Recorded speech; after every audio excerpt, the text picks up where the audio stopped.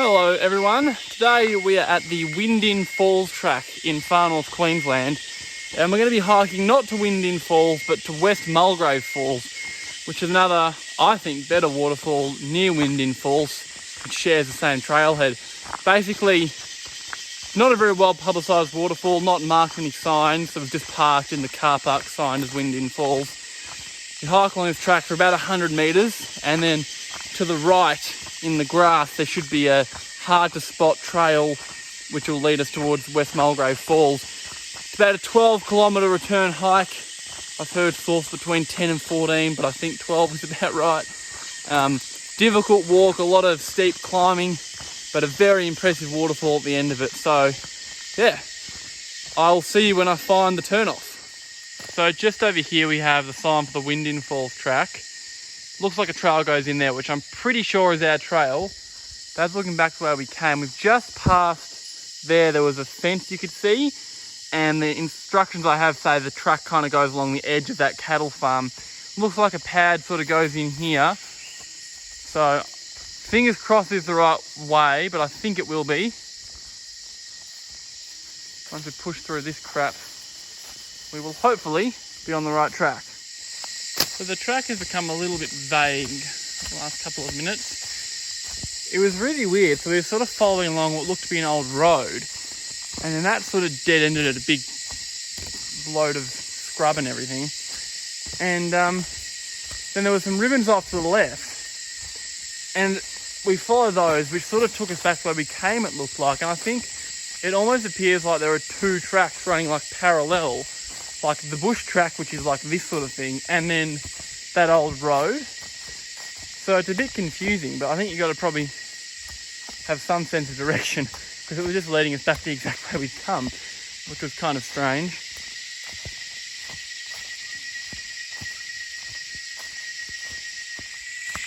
Well, we've sort of been taken back out onto the road, which is interesting. I'm very much hoping we're going the right way, because there's no ribbons, although we don't really need them because obviously it's a pretty wide road. Sort of starting to head downhill now, which is a good sign. Ah, a ribbon, that's very reassuring. The only thing I was concerned about is whether this road went a totally different direction to the track and we'd gone on it when we shouldn't have, but yes, I'm pretty sure we're all good. Quite loud in here. There are so many leeches. It's nightmarish the number of leeches that have hopped on us this trip. I didn't wear gaiters because I was too lazy to put them on, and that was a big mistake. Okay, so we've been going for about an hour, probably just under 3Ks. Sort of come to a weird point. I'll give you a look. So the track we've been following from that way keeps going straight that way, but it sort of looks like no one really goes down there. Then off to the right, it looks like a more well-trodden path, which I think is our turn off to the falls. We'll find out pretty soon if we see any ribbons and the like, but this definitely looks like the more well-trodden route. Yep, there are footsteps here. So that's something to keep in mind. It's been, about 3Ks, maybe a shade less. Hit this turn off to the right, which takes you towards the waterfall. So only 5 minutes further on, another potentially confusing junction. Sort of like the trail goes off that way. Just come from there.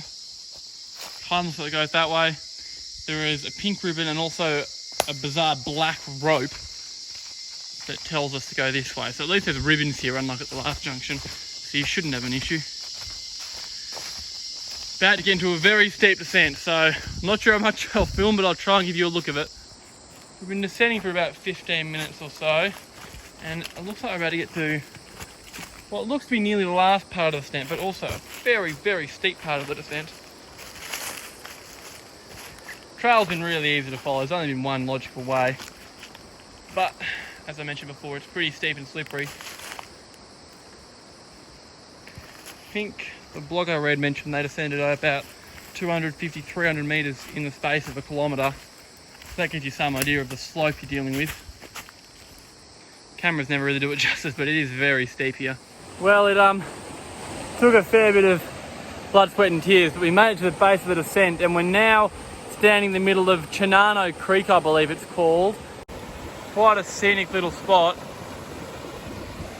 Flowing okay, without as well as I kind of would have hoped. Some little cascades up there. There's a bit of a waterfall further upstream, and even further upstream quite a big waterfall called Chinano Falls, but we won't be doing that. I believe the track will just resume over there, but I'll have to check it out and make sure. But this is really pretty here. So I just had a rather horrible time trying to find the track on the other side of this creek crossing.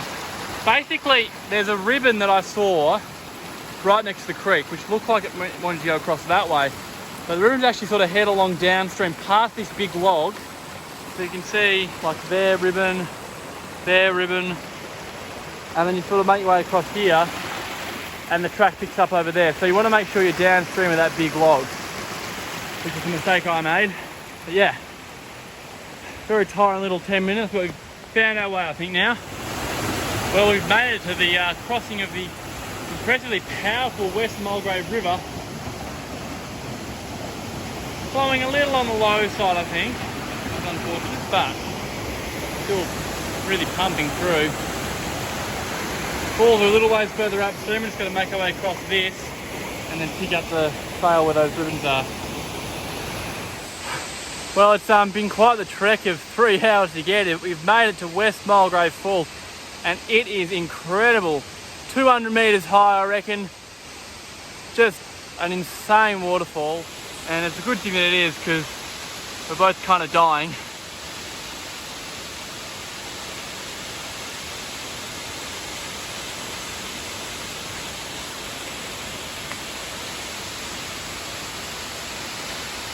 Absolutely spectacular, and we're definitely going to have a swim under there shortly.